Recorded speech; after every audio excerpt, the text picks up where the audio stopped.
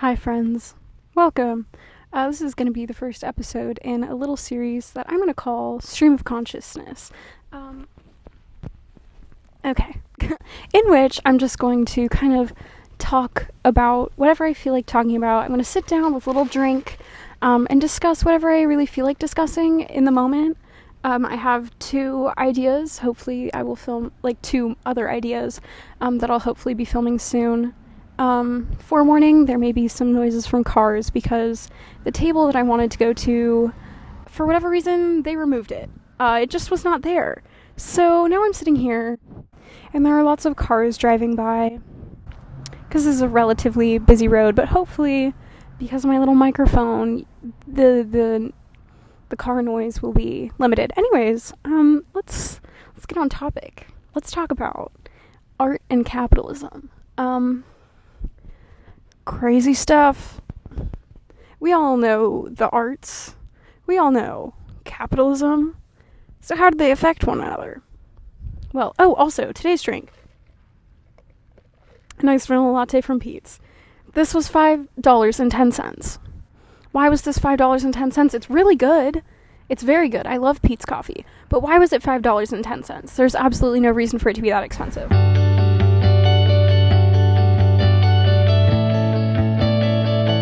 Anyways, art and capitalism. Basically, what I've noticed is that the incentive to create art is no longer really to genuinely create a piece of art that you are passionate about and that you love because you are passionate about your art and you love it. It's now to make a profit. It's now to make money. And genuine art has been suppressed by the art of the capitalists, of those with lots of money, of those the mega corporations just pumping out big things all the time. The biggest examples of these that I can think of are A, the film industry, B, the music industry, also the fine arts industry. Is that even would that be? I don't know if that would be considered industry, but regardless, fine arts also has been corrupted by this. Okay, hi, it's me like a week later. I'm at school during my unscheduled, and I realized I didn't really have a good take of me talking about the film industry, so I'm just gonna start this section over. Basically, with the film industry, what I said about it was that I basically just talked about the way that you need to have money in order to be able to make money, especially in the film industry, because it is so expensive. Filmmaking is so expensive. Not only do you have to pay for the equipment, right? Cameras, mics, props, sets, costumes. You also have to be able to take the time away from your work or whatever you would be making money off of, to be able to take the time to write and draft a script that you're proud of, and then to take all of the months that it would take to film and edit a whole movie. So that was one thing I talked about, how if you are, if you're not able to afford it, then the chances of you finding success are immensely lowered. The other thing I talked about was how it kind of ties into that last thing, but smaller artists are then suppressed because they can't afford it. And then you have all these big mega corporations pumping out movies constantly. Like, I heard... Oh, it's Miss Wood. Okay. She doesn't... I don't think she cares. Okay. Sorry, teacher. Hey, Miss Wood. Anyways, you have big mega corporations pumping out movies all the time, constantly. Like Boss Baby. Do you think that was someone's genuine artistic aspiration to create? I'm inclined towards no, personally. Same with the Minions movie. That's a prime example. Did they really, really want to make a Minions movie? I mean, maybe. But the main incentive for that movie to be created was profit. The other thing The other example of this that I thought of was the oh my gosh, I can't think. Disney live action remakes. They just keep pumping them out. Does anybody really want those? Not necessarily, but they keep making them because they know people are going to be curious and watch them anyways, and it's going to make them money. There goes Miss Wood. She's so cute. Anyways, because they know it's going to make them money. So, yeah. Anyways, that's basically what I talked about with the film industry.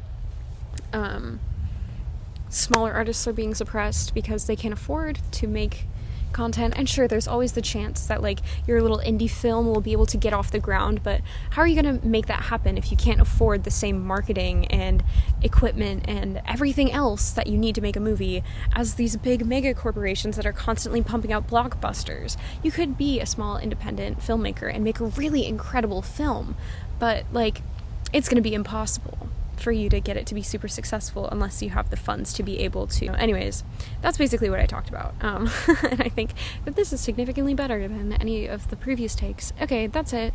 Back to me a week ago. Anyways, so we're back to talk about the music industry. The music industry is not dissimilar, but it just manifests itself in a different way. The issues manifest themselves in a different way. Pop music is incredibly formulaic, incredibly repetitive, and that's not necessarily like a bad thing. If you like that, that's like fine. I have no problems with you. You are perfectly allowed to like whatever you want to like. Hashtag YOLO. Hashtag nothing matters. Anyways, yeah. So ADHD hours, really bad, very caffeinated. Wowie. Okay. Pop music is incredibly formulaic, and it's because they've found the formulas, they've found the things that they know work, that they know are going to make them money, that they know people are going to like. And that's what's on the radio, so that's what people are listening to. However, this problem has gotten less bad with the introduction of streaming platforms, because before, whatever was on the radio was what people listened to, and what was on the radio was dictated largely by big record labels who had the money to advertise and promote and whatever.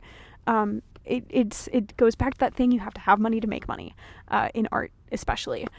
Yeah, so if you're assigned to a record label, you're chilling, you're flying. If you're not, you're absolutely screwed in this scenario, which is really sad. Independent musicians squashed. Once again, sorry, there's a car driving by and my thought process has been skewed. But yeah, the introduction of streaming platforms has changed this a little bit though, because now it's easier, a little bit at least, as a small artist to get recognized, because now it's not just the big record labels that are dictating what people listen to. Now it's the streaming platforms that also do that, and they can recommend you things based off of what you like, which makes it easier for smaller artists to get recognized.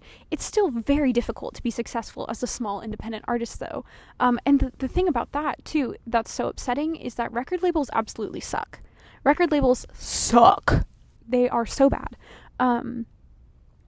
Like, they take so much money, they're so controlling a lot of the time. It's like a sorority. Like, if you're signed to a record label, it's like you're in a sorority. That's a bad comparison. But just in the level of control over you and what you can do and where and who you can be, and it's really sad. So there's like the benefit to being independent in that sense, but if you're independent and you don't have money, then you're absolutely screwed as a musician. Okay, every car that has flown over the speed bump has been a Prius. I've seen 3 Priuses just zoom right over that speed bump. It's so funny. Anyways, I'm sitting like facing a street. The bench, I think I mentioned this before, but the bench I was going to sit on was just removed. It's just gone now. Anyways, music industry.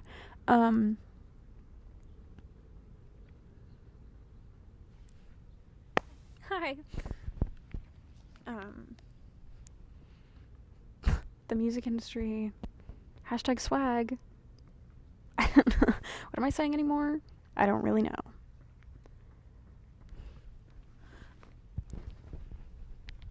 backtracking. I'm gonna put a little cut in here, or maybe I'll just fast forward it so you can just watch me get distracted. Anyways, as a small musician, it's incredibly difficult to be successful.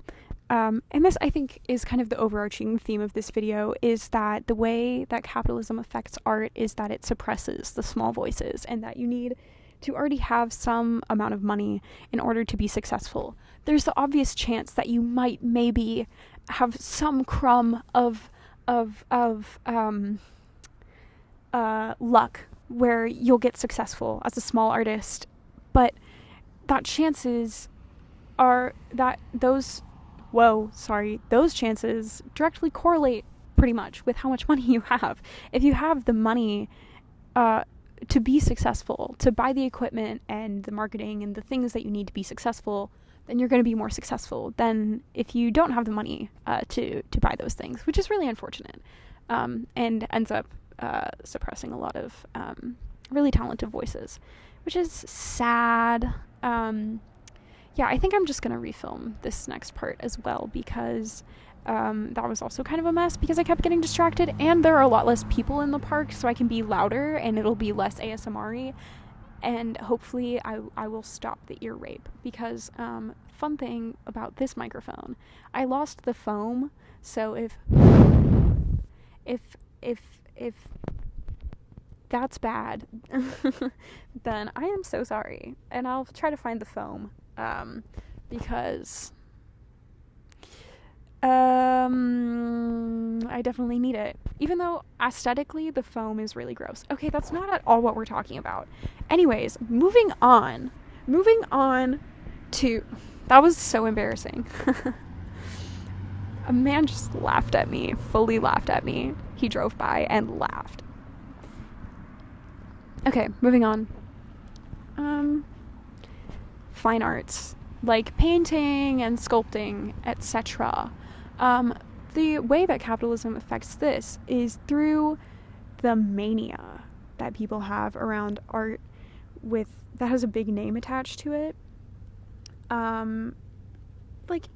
It's insane. It is crazy the way that people go wild when a big artist, a big name artist painting is on sale. Artist's painting is on sale. Sorry, my boot came untied and I got distracted. Fit check. Anyways, like a Picasso painting goes on sale. People will pay millions and millions and millions and millions of dollars to buy this painting. That's maybe not even really all that wonderful or spectacular. There's nothing really, like, outstanding about it, perhaps. But it has this big name attached to it, and so people are going to spend insane amounts of money on it. Which is just really weird to me. And then simultaneously, you have small artists creating beautiful things that people are barely even willing to pay for. I hear so many stories from small artists, especially on TikTok. I'll hear stories from artists talking about how people are barely even willing to pay commissions for portraits and things. Like, they struggle to convince people to actually pay them what they feel that their art is worth. Most artists, I think, like, will charge, for like a good sized portrait of like you or your family or whatever, your mom, I don't know, your dog, artists will charge like upwards of $100, which is reasonable because of the amount of effort and time and their own money that they have to put into creating a whole piece of artwork for you, right? Painting is really hard. I could never be a fine artist. I could never paint. I could never sculpt. I could never draw as a career. It's so difficult. But people are like barely even willing to pay these people what they deserve for their work. And it's just really upsetting. So you have like this weird situation where you have like these big name paintings that are really just famous because they have a name attached to them, versus these really small artists struggling to even survive off of their artwork. Which is really sad. And the other thing about that is, like, Picasso, my Picasso example, Picasso was a really shitty person. Picasso was a terrible person. He was a raging misogynist, just a very icky, disgusting man. But people will pay millions and millions and millions of dollars for his artwork because it has his name attached to it, which I think is really interesting, and also really shitty, but that's different. Yeah, I don't know. It just, I think, again, what this all kind of boils down to is capitalism and in art leads to the suppression of small artists' voices. There's like a kid skateboarding by. Add that to the list of weird men who have stared at me today. I think that brings our count up to like at least 10, which is so swag money, cash, and I don't know what I'm saying anymore. Okay. Regardless, what this all boils down to is that the main effects of capitalism on art are the suppression of small artists' voices, and the incentive no longer to create genuine pieces of artwork. Like I said with the film industry examples and the pop music examples, big corporations aren't creating films or songs to create genuine pieces of art a lot of times. It's to make money. A good example of this in the music industry that I didn't bring up a good example, but the Chainsmokers and big producers like the Chainsmokers. Would they be producers? I don't know. I think so, maybe. But also like Calvin Harris too, and Marshmello. All of their music sounds exactly the same. It sounds so similar. And again, nothing on you if you like to listen to it, but it's all really, really, really similar. So I don't know. That's just, it's because they know that that's gonna make them money, and they have the name. This is something else true across all industries, is that people will pay for things because of the name attached to it. It's like this in that guy's. This is true across all industries. People will pay for something because of the name that's attached to it. We see this with technology, with Apple. People who buy Apple products know that it's not the best in the game, but they buy it because of A, the aesthetics of it, B, the name that's attached to it, and the name is tied with the aesthetics. But that's how it's always been with Apple. It's not necessarily like the best 10 out of 10 product. Like, it's good. Apple products are good, but they're objectively not the best in the market. But I think we're all guilty of kind of succumbing to this idea that because it's got that big name attached to it, that we have to buy it. Anyways, I kind of went off on a side tangent there. But that's also true in the music industry is kind of what where this started. People will listen to the music of the people that they trust, you know. Calvin Harris is a big producer name. People are gonna listen because he's reliable, and you know kind of what you're gonna get. Yeah. So I think now we're gonna cut back to like the little ending bit that I filmed before this. Oh. Also, okay. Prochaine shows. Next thing. Where do we go from here? What does this mean? A lot of people wonder in a leftist economy how art would work. And my answer is better, because your incentive to create things isn't to make money, and you aren't disincentivized from creating things because you need to make money. Now you can create at your own will, because you want to, not because you need to make money, or and you aren't creating things out of the necessity to make money. Like, painters take commissions and things, not necessarily because they want to, but because they know that that's how they're gonna make their money. But yeah.